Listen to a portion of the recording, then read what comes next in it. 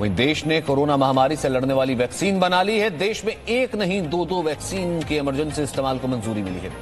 अब लोगों के मन में सवाल उठ रहे हैं कि वैक्सीनेशन कब से शुरू होगा। वैक्सीनेशन शुरू होने के बाद वैक्सीन लगवाने के लिए किसका नंबर कब आएगा? वैक्सीन मुफ्त में मिलेगी या इसकी कीमत चुकानी पड़ेगी? इस रिपोर्ट में देखते हैं, लेकिन उससे पहले आपको बताएं वैक्सीनेशन 2 दिन बाद शुरू हो सकता है। सबसे पहले सीरम इंस्टीट्यूट की कोविशील्ड को इस्तेमाल किया जाएगा, जबकि भारत बायोटेक की कोवैक्सीन को म्यूटेंट वायरस के लिए इस्तेमाल किया जा सकता है, यानी कि उसे सेकंड ऑप्शन के लिए रखा जा सकता है। पहले चरण में 3 करोड़ लोगों को फ्री वैक्सीन लगाई जाएगी। पहले फेज में हेल्थ वर्कर्स, फ्रंटलाइन वर्कर्स को वैक्सीन लगाई जाएगी।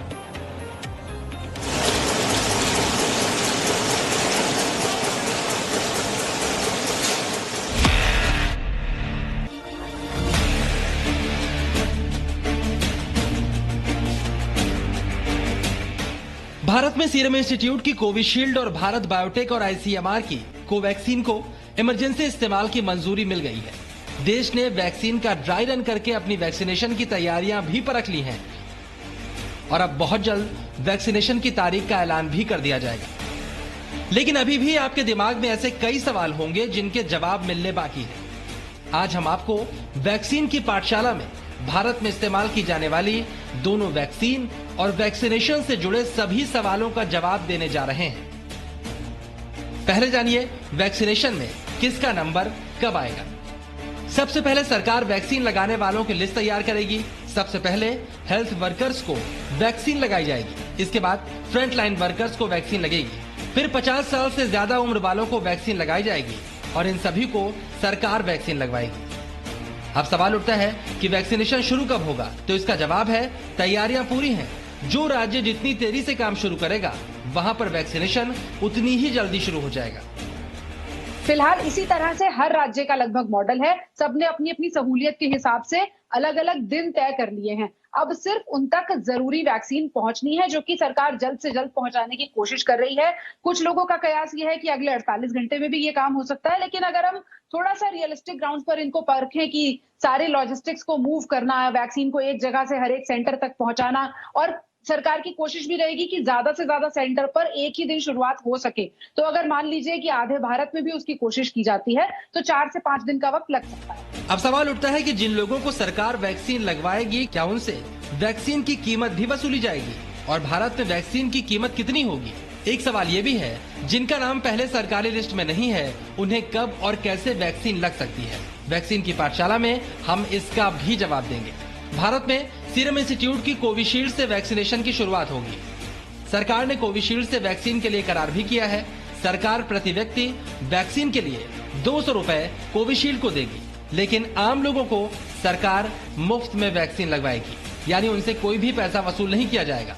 लेकिन जो लोग अभी सरकारी लिस्ट से बाहर हैं, वो लोग वैक्सीन बाजार से खरीद सकते हैं और सीरम इंस्टीट्यूट ने प्रति व्यक्ति 1000 रुपए वैक्सीन की कीमत रखी है। यहाँ पर सवाल ये भी उठता है कि जब DCGI की तरफ से सीरम इंस्टीट्यूट की कोविशील्ड और भारत बायोटेक की कोवैक्सीन दोनों को इमरजेंसी इस्तेमाल की मंजूरी दी गई है, तो स्वदेशी कोवैक्सीन से वैक्सीनेशन की शुरुआत क्यों नहीं हो रही और कोवैक्सीन खुले बाजार में कब मिलेगी? सच्चाई यह है कि जब तक कोवैक्सीन के तीसरे चरण के ट्रायल के बाद सुरक्षा और प्रभाव के बारे में नहीं बताया जाता, तब तक कोवैक्सीन को बाजार में उतारने में सैद्धांतिक दिक्कतें पेश आएंगी। यानी स्वदेशी कोवैक्सीन अभी खुले बाजार में नहीं आएगी। कोवैक्सीन को अभी वैक्सीनेशन में विकल्प के तौर पर रखा गया है। कोवैक्सीन अभी क्लिनिकल ट्रायल डेटा में शामिल करके लगाई जा सकती है, लेकिन तीसरा चरण पूरा करने के बाद कोवैक्सीन बाजार में भी उपलब्ध होगी। कहा जा रहा है कि भारत बायोटेक और आईसीएमआर की कोवैक्सीन बाजार में आने के बाद गेम चेंजर साबित होगी। ऐसा क्यों और कैसे होगा, अब ये भी समझ लीजिए। भारत बायोटेक की इमेज शुरू से ही सबसे सस्ती वैक्सीन बनाने की रही है, इसलिए लोगों को उम्मीद है जब कोवैक्सीन बाजार में आएगी तो वो सबसे सस्ती होगी। जाहिर है ऐसे में बाकी वैक्सीन बनाने वाली कंपनियों को मार्केट के हिसाब से अपने दाम भी कम करने पड़ेंगे। कोवैक्सीन पूरी तरह से स्वदेशी वैक्सीन है और कहा जा रहा है कि बाजार में आने पर यह दुनिया की सबसे सस्ती वैक्सीन होगी। इसकी कीमत की बात करें तो कोवैक्सीन सिर्फ 100 रुपए में भी लोगों को मिल सकती है। कोवैक्सीन के बाजार में आने से दूसरी कंपनियों पर भी असर पड़ेगा और ऐसे में प्रतिस्पर्धा को देखते हुए कोविशील्ड भी अपनी कीमत कम कर सकती है। इसके अलावा DCGI ने भारतीय कंपनी जाइडस कैडिला को भी तीसरे चरण के ट्रायल की मंजूरी दे दी है। यानी जाइडस कैडिला के तीसरे चरण के बाद भारत में 3 वैक्सीन का विकल्प मौजूद होगा। ऐसे में देश में कोरोना वैक्सीन के दाम और कम हो सकते हैं। The Cadila Healthcare Limited has developed a novel coronavirus 2019 nCoV vaccine using DNA platform. The firm initiated phase 1/phase 2 clinical trial in India in more than 1,000 participants, which is ongoing. The interim data suggests that the vaccine is safe and immunogenic with 3 doses. फिलहाल सरकार ने पहले 4 राज्यों में vaccine का dry run किया। इसके बाद देश भर के 286 जिलों में ड्राई रन किया गया, लेकिन देश में जिले तो 700 से ज्यादा हैं। ऐसे में जिन जगहों पर सरकार ड्राई रन कर चुकी है वहां वैक्सीनेशन शुरू करना ज्यादा आसान है। यानी कहीं जल्दी और कहीं थोड़ी देर से वैक्सीनेशन का काम अब पूरे देश में शुरू होने ही वाला है।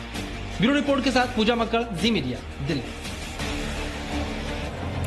इस वक्त हमारे साथ पूजा मक्कड़ जुड़ रही हैं, साथ ही साथ ब्रह्म प्रकाश दुबे भी जुड़ रहे हैं। पूजा, सबसे पहले मैं आपसे जानना चाहता हूं, क्योंकि कल से लगातार आप इसके ऊपर अपडेट दे रही हैं, कई चीजें भी सामने आई कोविशील्ड और कोवैक्सीन को लेकर के, लेकिन अब उसके बाद भी चीजें सामने आ रही कि कल से वैक्सीनेशन की शुरुआत हो सकती है।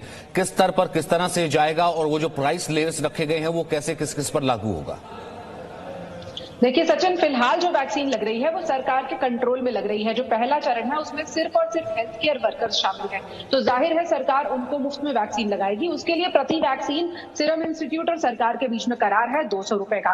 वो देने के बाद जो लोगों को मिलेगी, यानी जो हेल्थ केयर वर्कर्स को वैक्सीन लगेगी, वो पूरी तरह से मुफ्त लगेगी। कल शुरुआत हो सकती है या नहीं, इस पर अभी थोड़ा सा संशय बना हुआ है, क्योंकि लॉजिस्टिक्स को मूव करके एक दिन में, यानी 24 घंटे बचे हैं, उतने नोटिस पर वैक्सीनेशन को असल में शुरू करना थोड़ा सा चुनौतीपूर्ण होगा। हालांकि सब जगह पर लिस्ट तैयार है और यह भी तय है कि एक दिन में कितने लोगों को कौन से सेंटर पर वैक्सीन लगाई जाएगी। लेकिन वैक्सीन का ट्रांसपोर्टेशन होने के बाद तमाम स्टाफ को वहां पर मौजूद रखना, सभी लोग जिन्हें उस दिन वैक्सीनेशन में शामिल होना है उन तक मैसेजेस पहुंचाकर, उनसे कॉन्फर्मेशन लेकर उनको वैक्सीन लगाना, ये थोड़ा सा वक्त और दरकार करता है। और इसीलिए ये कह सकते हैं हम कि ASAP जो टर्म होता है, बहुत जल्द सरकार चाहती है कि वैक्सीनेशन की असल शुरुआत हो जाए। अभी तक लोगों ने मंजूरी देखी है और ट्रायल देखा है, लेकिन असल टेस्ट तो तभी होगा जब मैदान में आकर वैक्सीन लगाई जाएगी। उस वक्त कोई ग्लिचेस ना हो, उसकी तैयारी के लिए मुझे लगता है कि सरकार अभी थोड़ा सा वक्त और लेगी।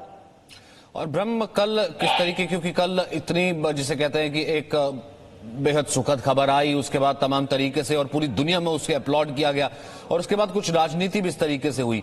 कल कैसे जो इन चीजों को लिया गया और कल के बाद से लेकर के अब तक क्या चीजों पर किस तरीके का कोई असर है? देखिए, वैक्सीन को लेकर जो विपक्षी पार्टियों के नेताओं ने बयान दिए हैं, उसको लेकर शाम को देर रात क्लैरिफिकेशन भी जारी किया, एक ट्वीट किया हर्षवर्धन ने, जो हेल्थ मिनिस्टर हैं, और उन्होंने इस मामले पर पूरी स्थिति स्पष्ट भी की।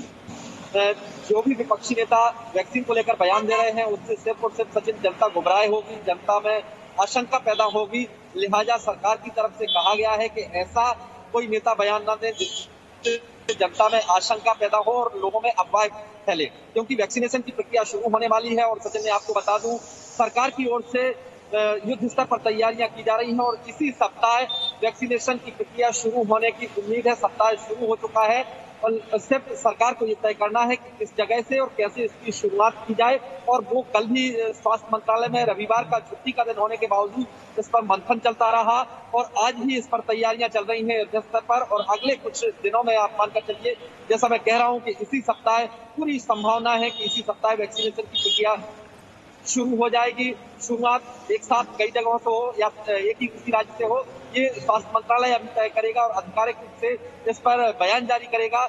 लेकिन मैं आपको बता दूं, इंफ्रास्ट्रक्चर पूरी तरह से रेडी है। राज्यों को अलर्ट कर दिया गया है वैक्सीनेशन की प्रक्रिया के लिए। उनका भी इंफ्रास्ट्रक्चर राज्यों का जिला स्तर पर, ब्लॉक स्तर पर पूरा है।